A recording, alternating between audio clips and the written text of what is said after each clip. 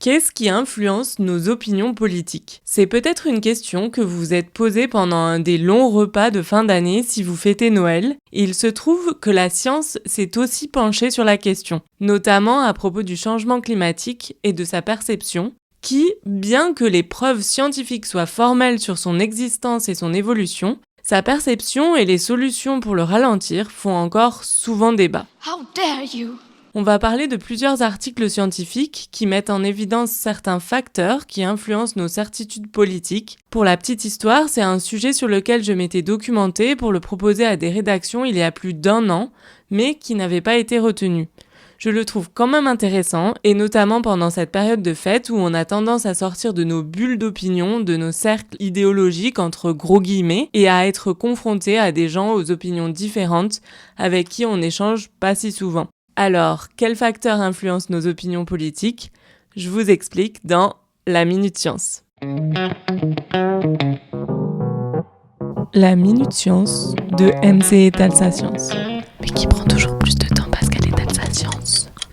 Dans les facteurs assez intuitifs que les scientifiques ont regardés et qui influent sur la perception du changement climatique, il y a des facteurs démographiques, comme l'âge, le genre, le niveau d'éducation ou encore des facteurs sur nos expériences de vie. Beaucoup d'études ont par exemple regardé si avoir vécu nous-mêmes des événements climatiques extrêmes pouvait influer sur notre perception. Et il se trouve que c'est surtout le cas lorsque les personnes étaient déjà sensibilisées au changement climatique. Pour vous résumer un peu tout ça, car il y a beaucoup de travaux sur le sujet, une équipe de chercheurs et chercheuses de Brisbane en Australie ont fait la synthèse de plus de 170 études qui couvrent 56 pays différents et ce qu'ils ont trouvé est assez intéressant. Au-delà de la démographie, donc de l'âge, le genre, etc., les opinions politiques en général, et plus spécifiquement les partis politiques auxquels les gens s'identifient, permettent de prédire le niveau avec lequel ils ont conscience du dérèglement climatique. En gros, ils voient que les personnes qui votent pour des partis plus progressistes ont tendance à être plus conscients du changement climatique.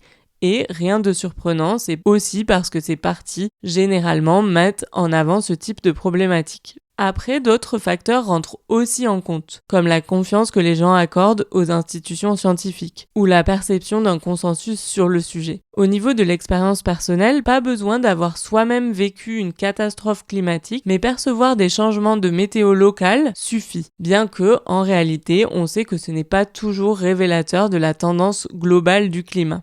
Plus surprenant en revanche, ou du moins je n'avais pas pensé à me poser la question en ces termes, une étude réalisée aux États-Unis en 2024 montre que la religion peut aussi induire du climato-scepticisme, notamment en se reposant sur l'impression qu'une puissance supérieure contrôle la destinée de l'humanité plutôt que les humains eux-mêmes. Autre point intéressant, lié aussi à cette idée de contrôle, les personnes qui croient fermement à une économie de marché sans intervention humaine ont plus de mal à accepter l'idée du changement climatique d'origine humaine, tout comme les personnes qui ont tendance à privilégier les comportements individuels par rapport à l'action collective.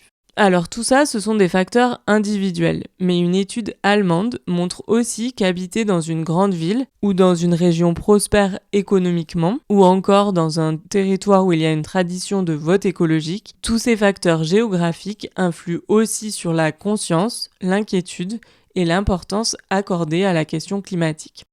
Enfin, une question reste importante. Est-ce que cette conscience climatique rime forcément avec action ? Ou du moins soutien pour des actions visant à limiter le réchauffement de la planète.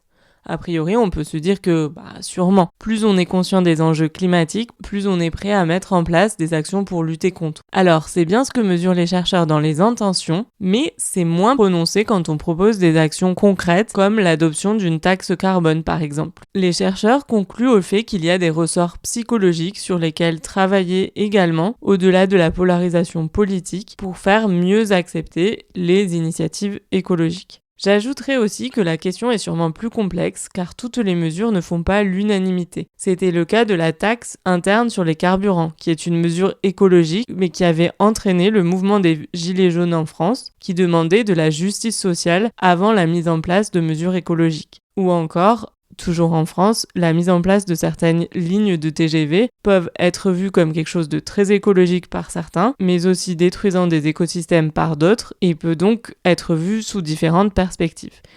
Évidemment, ce sujet de la lutte contre le réchauffement climatique est complexe, bien qu'urgent à traiter. Mais je voulais quand même revenir dessus en cette période de fête parce que malheureusement, ça reste un sujet clivant, notamment lors des repas de famille. J'espère que ce petit aperçu qui va au-delà de l'aspect individuel quand il s'agit de déterminer nos croyances autour de cette question politique vous aura plu et peut-être servi à mieux comprendre d'où viennent certaines personnes de votre entourage. Comme d'habitude, la source de toutes les études que je vous ai citées est dans la description. Et en attendant, je vous souhaite une très belle année en espérant pouvoir continuer à réaliser des épisodes de ce podcast pour vous. Je suis MC, Marie-Cécilia, journaliste, scientifique et navigatrice. Merci d'avoir suivi mon podcast et à bientôt j'espère. Tire-bouchon production.